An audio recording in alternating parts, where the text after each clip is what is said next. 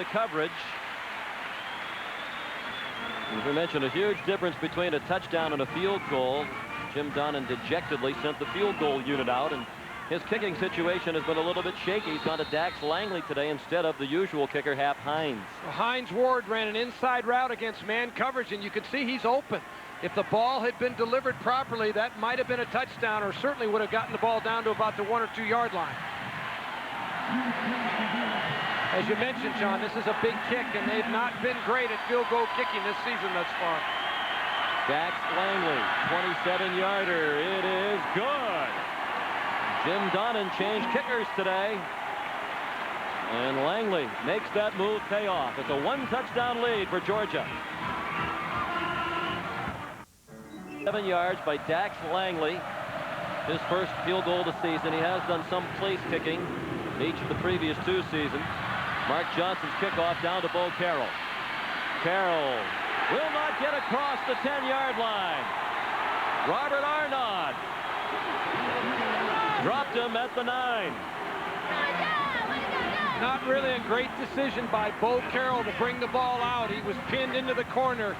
Robert Arnaud is a converted offensive player, just moved to defense a week ago, and they say he's really taken to his new linebacker position, and he's instinctive to the ball and comes up with a big special teams play right there.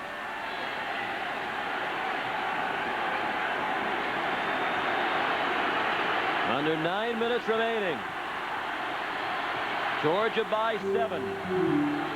Florida from its own 9, 1st and 10. Brindise, short pass, batted down. Travis Stroud, the senior from Atlanta, knocked that ball out of the air. Click on to CBS.sportsline.com this week. Make your choice from our list of the greatest college football coaches of all time. Select from one of these nominees. Actually, you're going to select the nominees. Then tune into our game next weekend and find out who is the fan's choice in the CBS Sportsline poll. I know who I choose. I know who Andrew Donahue would vote for. Same person I choose. Brindise, another deflected pass as he dropped back to the goal line. Looked like Antonio Cochran got a piece of that one.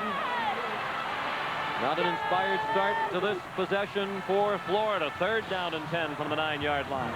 It's tough when you get backed up with such poor field position. It's hard sometimes to feel the freedom that you have when you have better field position. Georgia comes on a good twist stunt there, good pressure, but really the ball just was poorly thrown. 3rd and 10. Flags down. They'll stop the play.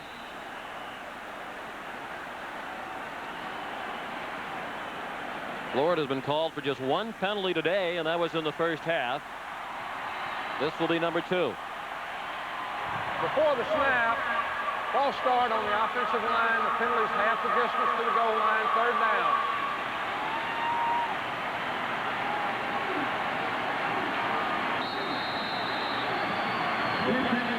And Steve Spurrier's team has really cut down on penalties today. They came in the 2nd most penalized team of the conference. Only Arkansas has seen more flags. Brindise throws, and it is deflected and caught. An interception by Smart on the ricochet.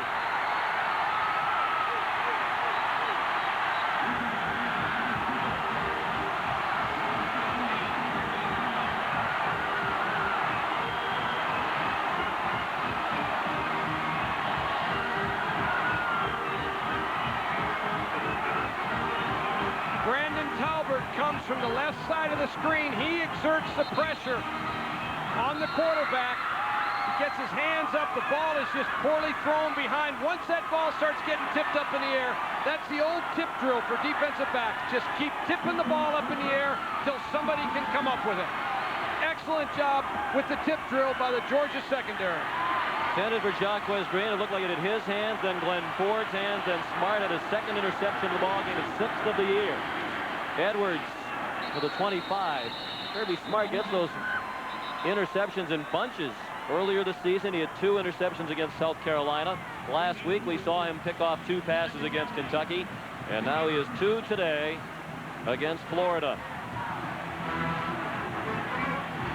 Doug Johnson threw 2 INTs in the first half and did not start the second half. Brindise took over, and that's the first Florida turnover of the second half. The interception by Brindise, the first he had thrown this year. I go back to the kickoff return, Sean. Yep. The bad field position, the decision to bring the ball out. When you have that field position, it's just hard to run offense. Second and 8. Bobo, being the veteran quarterback, running the play clock down. Edwards goes out of bounds, chased out by Johnny Rutledge. Even a field goal here would be huge for Georgia. It would require 2 scores from Florida to come back. Bear in mind, just today, Jim Donnan has changed field goal kicker.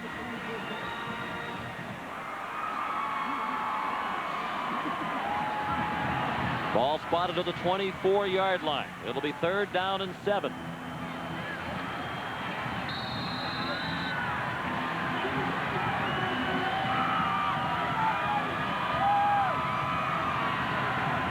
Georgia best in the conference on 3rd downs for the season, and right at 50% again today. Out of the shotgun, Bobo. 4-man rush, well picked up. But finally he runs out of time. Bobo stood back there for much too long, and that takes them out of field goal range. Willie Cohen's having a big game for the Florida defense. It's a coverage sack by the Florida Gators and a bad decision by Mike Bobo.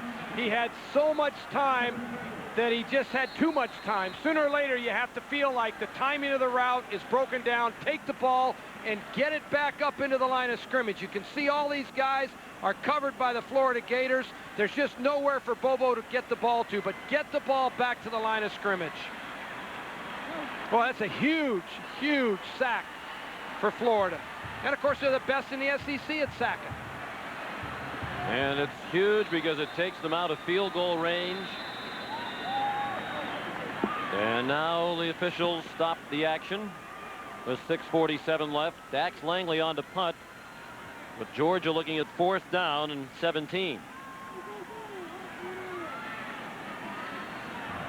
Dead ball, delay of game, offense, 5-yard penalty, 4th down. And now 4th and 22. Good penalty by Georgia. Run the clock. Go ahead. It doesn't hurt your kicker at all. Might help him. Dax Langley to punt to Jaquez Green. Likely will try to get it out of bounds. A little too much angle on that one. It goes out at the 20. Well, it's just the same as if he had kicked it in the end zone. A 20-yard punt by Langley.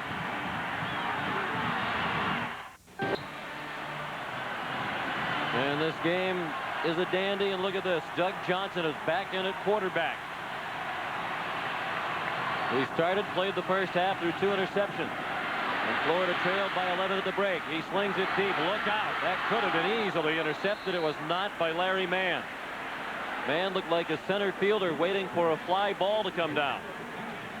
That's not what Steve Spurrier had in mind when he put Johnson back in. He was looking for Jaquez Green, was Doug Johnson. Well, that ball was really thrown up for grabs. And if Georgia had come down, Larry Mann, number 1, if he had come down with that interception, would have been a tough, tough thing for Florida to overcome. And the 2 touchdowns in the 3rd quarter. Absolutely nothing on offense for Florida here in the 4th. 6.5 minutes remaining. Johnson with a lot of time. That pass batted down. Greg Bright has been outstanding today, dropping back into pass coverage. Again, Jaquez Green was the intended target. Well, the Florida line did a great job giving Johnson all the time in the world to throw that particular ball. And as you mentioned, Sean, Greg Bright came underneath the throw and knocked it down. Tremendous play from his linebacker position. Right, one of the seniors with this last chance to defeat Florida. 3rd down and 10. 6:23 remaining. Georgia by 7. Johnson throws, and it is incomplete. Looking for Travis McGriff. And Ronald Bailey had very tight coverage. No sign of the offense coming off the field, but now Steve Spurrier sends the punt team out. Certainly much too early to think about going for it on 4th and 10 at your own 20. Travis McGriff runs down the field, turns around, but Ronald Bailey is all over him. You talk about throwing to a covered receiver. That guy is covered. Bailey was the defensive player of the week last week in the SEC for his 18 tackles, an interception return for a touchdown against Kentucky. He was on the field for all 90 plays that the Kentucky offense ran. He was the only Georgia defender to play all 90. Robbie Stevenson with the punt. Michael Greer caught it on the run. He's inside the 40. Great field position for Georgia as Greer brought it back to the 37-yard line, a 17-yard return. Aaron Kinney made the tackle on the redshirt freshman from Athens, Georgia. The best seat in the house today is inside the Bud 1 airship. Aerial ambassador of the King of Beers. You know, that was a low punt, Sean. It wasn't hung up there very high. That enabled Georgia to field the ball and get real advantageous field position. That ball just shot off the punter's foot. And with 6 minutes left, again, even a field goal will be a huge lift to Georgia's upset hopes. It will require Florida to score twice. Edwards got around Owens, walks down the sideline, he's going to go! Touchdown!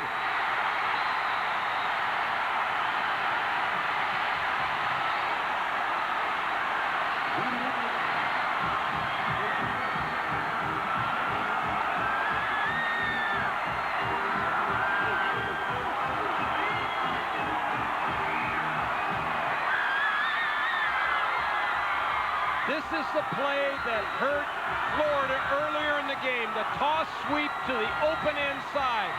And Hines Ward out there making a great block as a wide receiver, enabled Edwards to scoot down the sideline for the touchdown.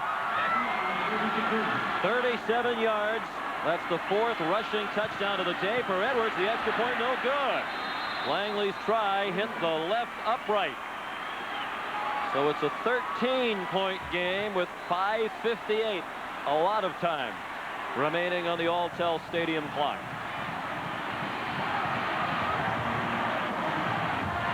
Boy, it's just never easy to win a game, Sean. It's so hard to win a game, and here Georgia looks like it's going to be a nice, easy extra point, and careens off the upright. Oh, I'll tell you what, if you're Jim Donnan, you're just dying inside when these things happen. But boy, I'll tell you, I go back to the block by Hines Ward out on the perimeter against Elijah Williams, 25. Hines Ward has done it all. Yeah, that's Robert Edwards on the touchdown. He's had a great day, but so has number 19, Hines Ward.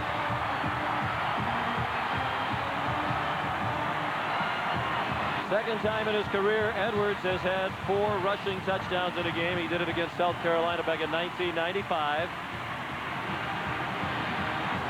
He's on a roll. 186 yards rushing last week against Kentucky. Over 100 again today with 4 TDs. And he's a running back, Sean, that's been hurt so much in his career. You got to be happy for that guy. I mean, he started the season the very first time he touched the ball this year in game competition, he hurt his ankle. And for those who aren't familiar with his career history, he started his career, played 2 years as a cornerback. Ray Goff moved him to running back. Thaddeus Bullard, a defensive lineman, returning that squib kick to the 28-yard line. Matter of fact, when Ray Goff summoned Edwards to his office in spring practice, and you see Jesse Palmer will be the 3rd different quarterback of the day for Florida. Robert Edwards told us, I was sitting outside in the hall saying, what did I do? What did I do? What did I do wrong? Why does he want to talk to me? Usually when the head coach calls you in the office, you've done something wrong or it's a position change. In Robert Edwards' case, it was simply a position change. Now Palmer, who started the Auburn game, didn't play particularly well and was relieved by Brindise.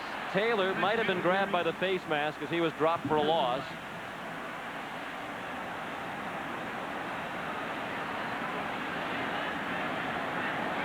Flag was thrown near the tackle.